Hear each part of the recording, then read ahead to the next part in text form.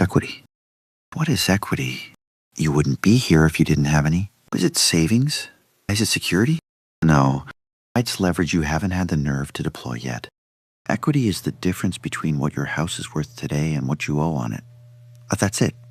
No magic. No poetry. Just arithmetic. And here's where people get it wrong. Equity only matters when it's mobile. You can't take it to the store and buy groceries with it. You can't pay your neighbor to shovel your driveway with it. If it's sitting in your walls doing nothing, it isn't wealth. It's dead weight with a Zestimate. When people say, I've got a lot of equity, what they really mean is, I've locked hundreds of thousands of dollars inside a structure that charges me taxes, insurance, maintenance, and opportunity. Equity is just profit in handcuffs. It's compressed time. Years of appreciation, inflation, supply shortages, and buyer desperation stacking up while you were busy living your life. And right now, in Bucks and Montgomery County, that compression has hit a breaking point. Equity doesn't grow forever. It spikes. The spikes are meant to be harvested. The inventory is historically low. Prices are at or near record highs.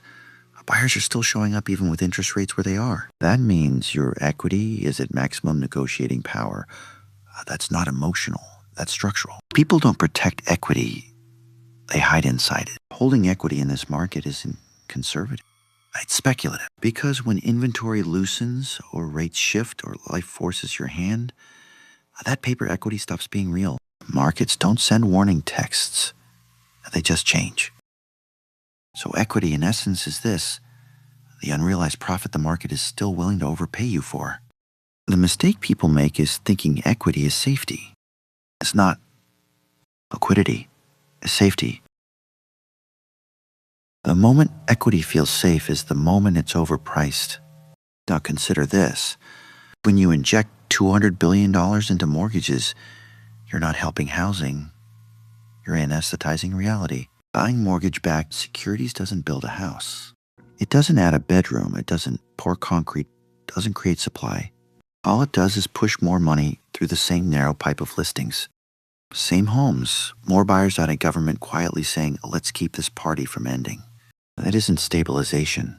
That's leverage disguised as policy. Supply is constrained by zoning, labor, materials, and time. Demand can be stimulated instantly with money.